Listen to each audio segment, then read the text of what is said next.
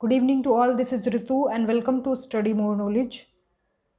तो रीड का आज पेपर हुआ था, तो उसमें हम आज लेवल 2 की हिंदी का सॉल्यूशन देखेंगे। हिंदी जो लैंग्वेज फर्स्ट में हिंदी है उसका सॉल्यूशन देखेंगे। तो ऑलरेडी मैं सोशल साइंस का सॉल्यूशन करा चुकी हूँ लेवल 2 के लिए। लेवल 2 के लिए हिंदी का सॉल्यूशन हम अभी इसमें वीडियो में देखने वाले हैं, तो देख लेते हैं। तो पहला क्वेश्चन देख लेते हैं आज की क्लास का। निम्नलिखित में से कौन सा शिक्षा शास्त्री पढ़ाने से पहले लिखना सिखाने के पक्ष में है? इसका उत्तर हो जाएगा option number D, Maria Montessori. फिर है मौन पठन का लाभ है, तो इसका उत्तर हो जाएगा सेकंड ऑप्शन, स्वाध्याय की प्रवृत्ति विकसित होती है। बुलेटिन बोर्ड है, बुलेटिन बोर्ड है दृश्य सामग्री। सीसीईए में व्यापकता का आशय निम्नलिखित में से नहीं है, तो क्या नहीं है?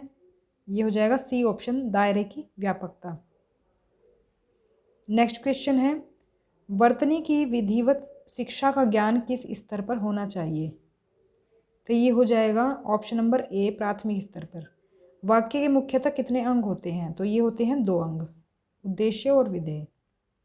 वस्तु की पूर्ति की तुलना में मांग अधिक, आशय की लोकोक्ति कौन सी है? मतलब मांग ज़्यादा होती है और पूर्ति कम हो पाती है, तो ऐसा ऑप्शन कौन सा है? ऑप्शन नंबर ए, एक अनार 100 बीमार। नेक्स्ट क्वेश्चन है, घास काटना मुहावरे का सही अर्थ है। इसका उत्तर हो जाएगा ऑप्शन नंबर डी, गुणवत्ता का ध्यान रखे बिना जैसे तैसे काम निपटाना। नेक्स्ट क्वेश्चन देख लेते हैं।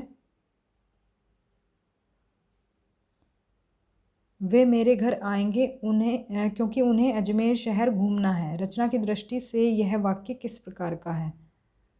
तो इसका उत्तर हो जाएगा विधानवाचक वाक्य। सॉरी, विधानवाचक वाक्य नहीं है, ये है मिश्र वाक्य, क्योंकि इसमें बीच में कंजक्शन लगा हुआ है। तो इसके बाद है शगुन मेरी सहेली है। शगुन मेरी सहेली है अर्थ के आधार पर इस वाक्य का प्रकार है, तो इसका हो जाएगा बी ऑप्शन, विधानवाचक वाक्य। नेक्स्ट क्वेश्चन पर चलते हैं। पैसेज दिया हुआ है, 41 से 45 तक के आंसर जो हैं इसमें मिलेंगे आपको। 41 है, निम्नलिखित में से स्त्री शब्द का पर्यायवाची है। तो स्त्री शब्द का पर्यायवाची हो जाएगा ऑप्शन नंबर डी, अबला। फिर है अत्याचार शब्द में कौन सा उपसर्ग है? इसका उत्तर हो जाएगा अति। अति प्लस आचार हो जाएगा, जो इसका हम अगर मूल शब्द देखें तो इसमें आचार है। निम्नलिखित में से भाववाचक संज्ञा है, तो ये हो जाएगा दया। निम्नलिखित में से किस शब्द में प्रत्यय लगा हुआ है? ये हो जाएगा फुर्तीला। मनोविकार शब्द का समास विग्रह होगा, सी ऑप्शन सही हो जाएगा, मन का विकार। नेक्स्ट क्वेश्चन है, निम्नलिखित में से रचना शिक्षण का उद्देश्य नहीं है। तो रचना शिक्षण का उद्देश्य क्या नहीं है? व्याकरण सम्मत कार्य करना, डी ऑप्शन हो जाएगा इसमें। अभिक्रमिक अनुदेशन विधि के सिद्धांत में सम्मिलित है, तो ए ऑप्शन होगा इसमें, स्वगति का सिद्धांत। फिर है निम्न में से कौन सा सस्वर वाचन का भेद नहीं है? ये होगा डी, गहन वाचन। फिर है एक अच्छे मूल्यांकन की विशेषता नहीं है,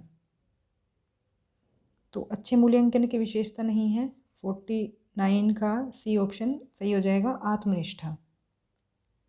वस्तुनिष्ठ प्रश्न का प्रकार है, ये हो जाएगा सी ऑप्शन, मिलान प्रश्न। मतलब जो मैच ऑफ द फॉलोइंग होते हैं, मतलब मैचिंग करने के लिए जो आते हैं वो वाले वस्तुनिष्ठ प्रश्न का प्रकार।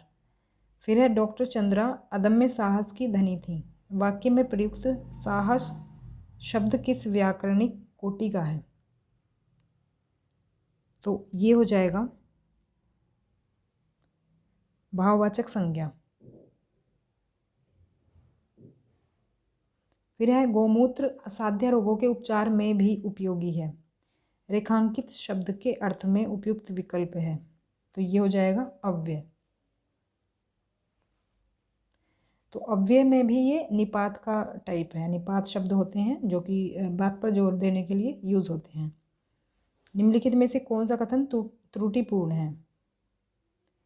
तो ये हो जाएगा फोर्थ ऑप्शन, वर्णों के सार्थक समूह से वाक्य बनते हैं। नेक्स्ट क्वेश्चन है,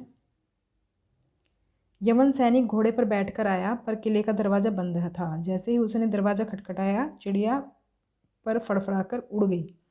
उपयुक्त वाक्य में प्रयुक्त पर शब्दों के अर्थ का क्रम है।